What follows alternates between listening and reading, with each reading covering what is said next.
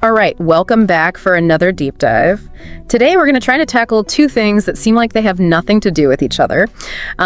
One is, can we reverse aging? And the other is this Indian tradition called Muhurat trading. One's about living longer, and the other is about this very specific auspicious time, I guess you could say. Yeah, two very different topics for sure.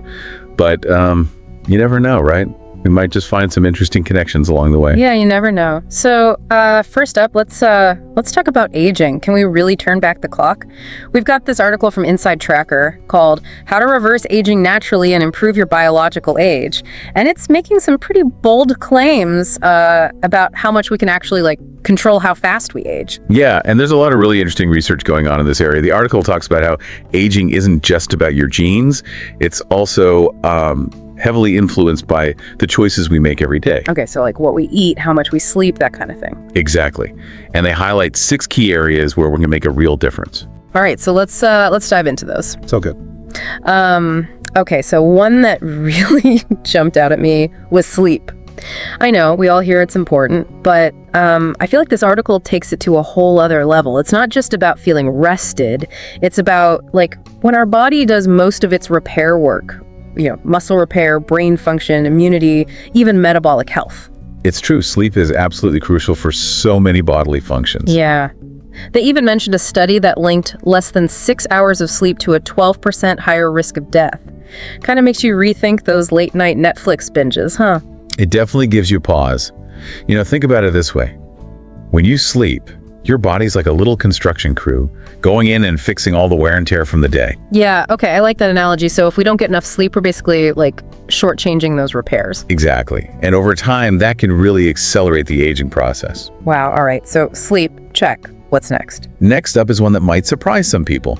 It's about maintaining healthy sex hormone levels. Oh, okay. Interesting. So this isn't just about, feeling young and all that. It's definitely part of it, but it goes much deeper than that. These hormones actually play a crucial role in overall health and how we age. Okay. I'm curious to hear more about this. Sure.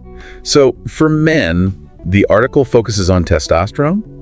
It impacts muscle growth, energy levels, even things like cognitive function. Makes sense. Testosterone is kind of like the male hormone, right? Right. And for women, it's all about DHEA sulfate, or DHEAS. DHEA. Yeah, it's a hormone that acts as a sort of building block for other important sex hormones. And like testosterone, it naturally declines as we age. So it's not just about feeling young, it's about these hormones affecting a bunch of other functions that we need as we get older. Exactly.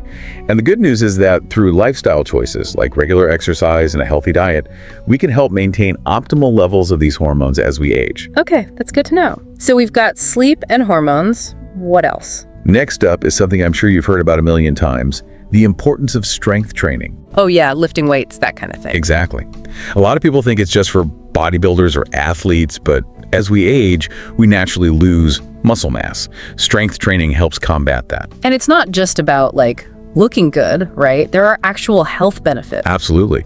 They mentioned a study that found resistance training was linked to a 21% lower risk of death. That's huge. Wow, 21%. That's pretty convincing. So it's about more than just, being able to lift heavy things. It's about overall health and longevity. Exactly. It impacts metabolism, hormone regulation, and even cognitive health. Think about being able to carry your groceries, play with your grandkids, move around with ease, all that stuff. Strength training helps you maintain your independence and functionality as you age. All right, that makes a lot of sense. What else is on the list? Okay, now for something I think we're all familiar with, but maybe don't always prioritize. Sunscreen. Sunscreen, yeah. I'll admit, I'm not always the best about wearing it every day, but this article made me rethink that. It's easy to think of sunscreen as just preventing sunburns, but it goes much deeper than that. The article claims that up to 80% of skin aging could be due to UV damage. And we're not just talking wrinkles here, it's damage at the cellular level. So it's not just about vanity, it's about protecting our cells from damage. Right, and that damage contributes to inflammation and the breakdown of collagen, which accelerates the aging process. Okay, that's a good point. I never really thought about it that way. They also mentioned a study, right? Something about people who used sunscreen daily? Yes. The study found that people who use sunscreen daily showed no detectable increase in skin aging over 4.5 years. Pretty remarkable, right? That is impressive. Okay, so sunscreen, check. What's next? Next up is something we could probably all do a little better with: diet.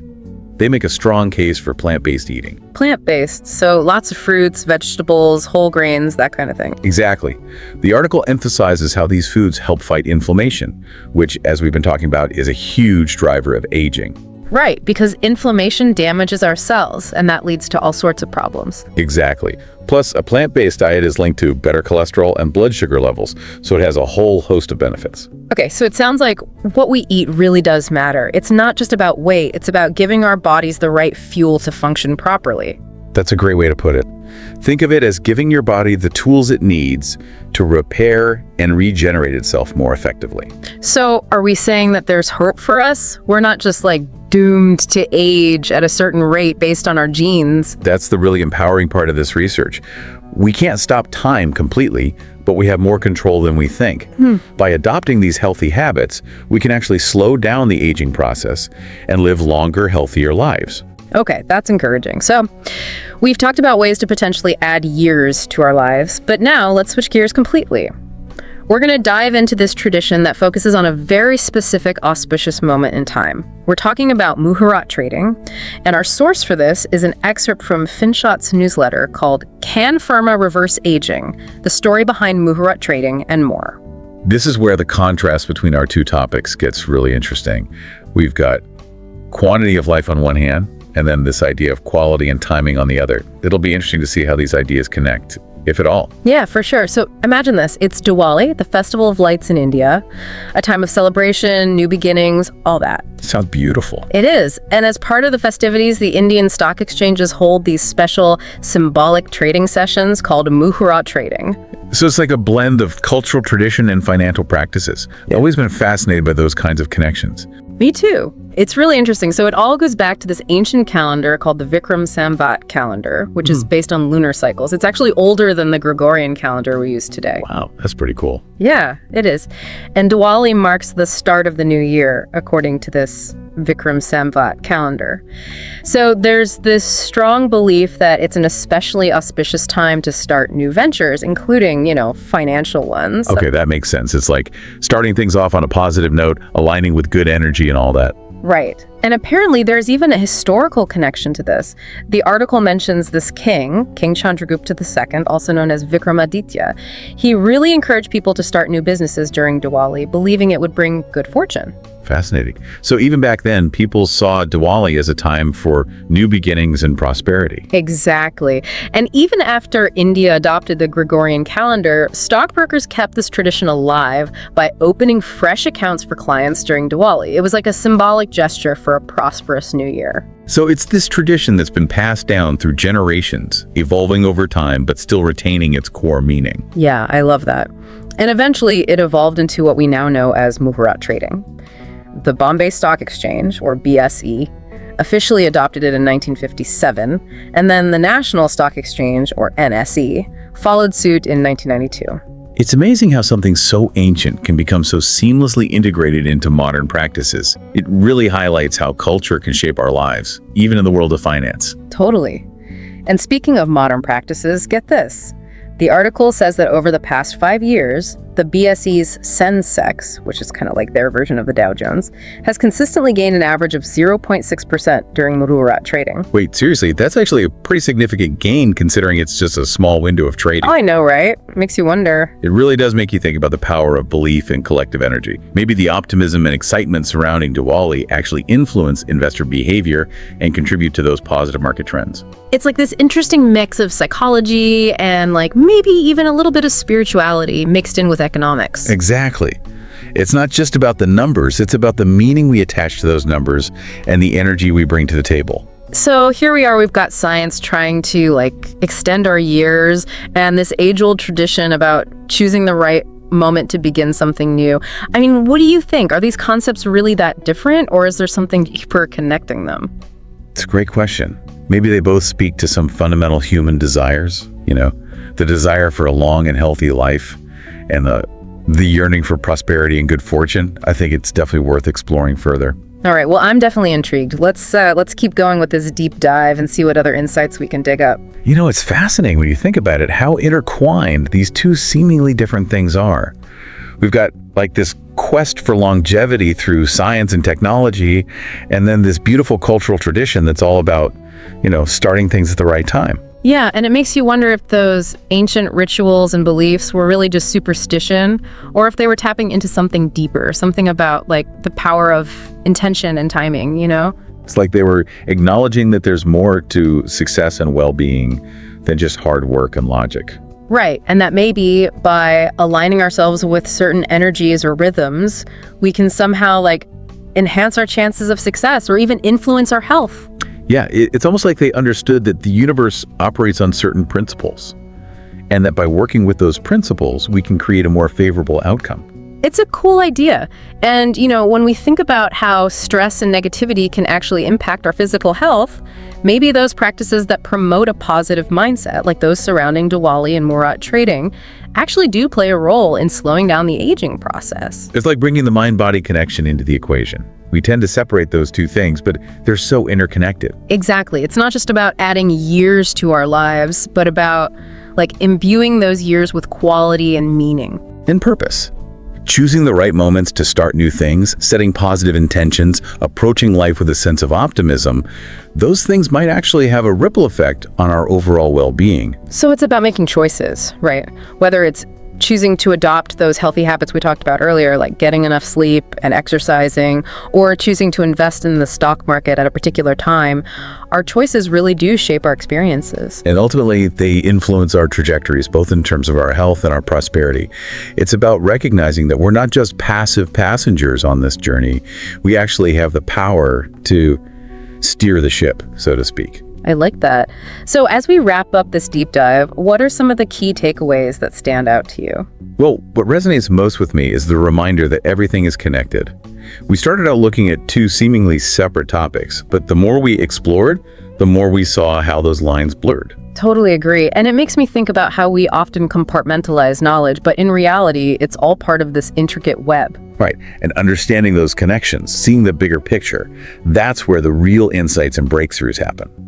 So understanding the science of aging gives us the tools to take control of our health. But appreciating traditions like Muhurat trading allows us to connect with a richer, more holistic view of human experience. And I think that's a powerful combination. We need both the scientific understanding and the wisdom of ancient traditions to truly thrive. It's about finding that balance, right? The logical and the intuitive, the scientific and the spiritual. Exactly. And I think that's what makes life so fascinating. There's always more to learn, more to discover, more to connect. It's about keeping that sense of wonder and curiosity alive. Absolutely. Because when we approach life with that kind of open-minded curiosity, we open ourselves up to a world of possibilities. It's kind of wild. We started off talking about like reversing aging, and then we ended up talking about Diwali and trading stocks. Two things that you wouldn't think have anything to do with each other.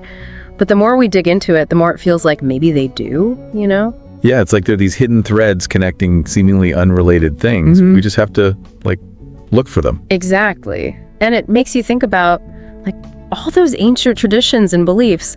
Maybe they weren't just superstitions. Maybe they were onto something, like tapping into some deeper understanding of how the world works. Like they were paying attention to things that science maybe hasn't quite caught up to yet, like the power of the mind, Right. And we talked about how stress can actually age us. So maybe practices that, like cultivate a more positive mindset, like the whole vibe around Diwali and Muhurat trading. Maybe that stuff actually helps. Like if you believe something good is going to happen, maybe it's more likely to. And that positive energy, maybe that has an impact on your health too. It's like that whole mind-body connection thing. It's not just woo-woo stuff, it's real.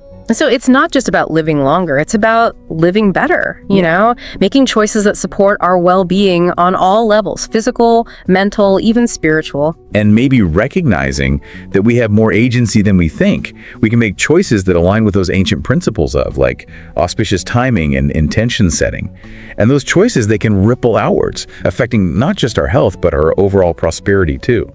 So in a way, maybe it's about integrating that ancient wisdom into our modern lives, finding those connections between science and spirituality. Yeah, because I think both have something valuable to offer. Science can explain the mechanics of how things work, but those ancient traditions, they offer insights into the human experience, into those deeper meanings and motivations that drive us. Well, I don't know about you, but this whole deep dive has really got me thinking. It's amazing what you can learn when you start connecting the dots between different ideas and disciplines. It's like a whole new way of seeing the world, isn't it? Totally. It's like, okay, we've got the science of aging over here, and we've got this ancient Indian tradition over there.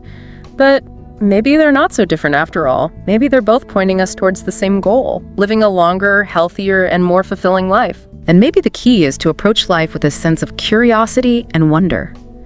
To stay open to new ideas, new connections, new possibilities. Exactly, because who knows what we might discover when we start looking at the world through that lens.